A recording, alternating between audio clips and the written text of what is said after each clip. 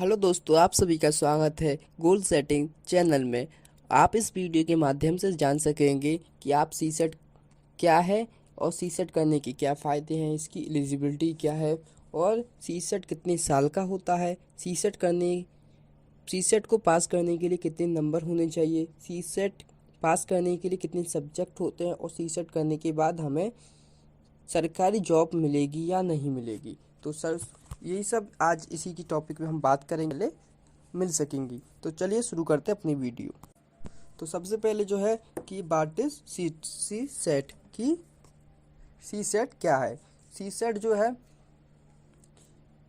इसके full form की बात करें तो केंद्रीय टीचर एलिजिबिलिटी टेस्ट, और इसे हिंदी में कहते हैं केंद्रीय शिक्षक पात्रता परीक्षा। इसकी सी सेट की फुल फॉर्म है।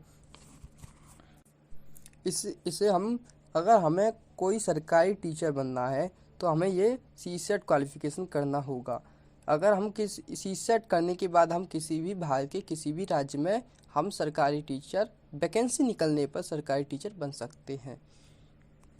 और दूसरे नंबर पे जो आती है वो सी सेट करने के लिए हमें क्या योग्यता होनी चाहिए। सी सेट करने के लिए हमें किसी भी स्नातक में हमें 25% अंकों के साथ हमें पास होना चाहिए। साथ में हमें बीएड पास या डिप्लोमा या डीएलएड होना चाहिए। तो उसके बाद ही हम सी सेट का फॉर्म भर सकते हैं। उसके बाद आती है हमारी जो बात है सी सेट कितने साल का होता है। सी सेट अब जो है सरकार ने इसे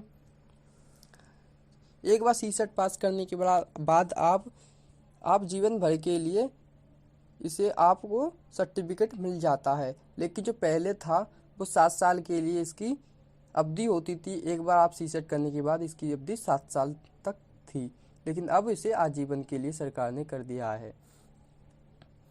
अब इसके बाद जो आता है सी सेट में कितने पेपर होते हैं। सी सेट में 2 पेपर होते हैं।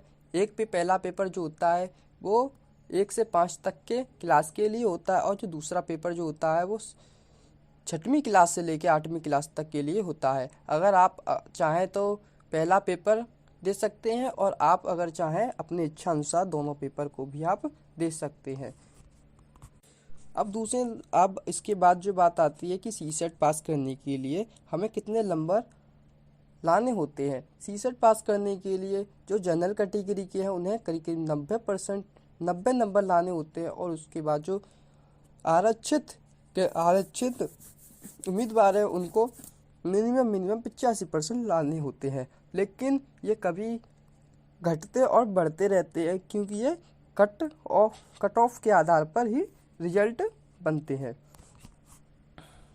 अब इसके बाद जो आती है कि सी सेट में कितने सब्जेक्ट होते हैं। तो सी सेट में जो होते हैं हमें बाल विकास और शिक्षा शास्त्र, पर्यावरण अध्ययन, गणित, विज्ञान और सामाजिक विज्ञान सभी शामिल होते हैं। जो सी सेट का जो पेपर जो आता है वो इन्हीं सब्जेक्टों के आधार पर ही आता है। ये समझ में आया होगा। तो प्लीज़ हमारे चैनल को सब्सक्राइब करना, वीडियो पसंद आई तो लाइक करना, और हमें कमेंट करना जो भी आपको समझ में नहीं आया हो तो।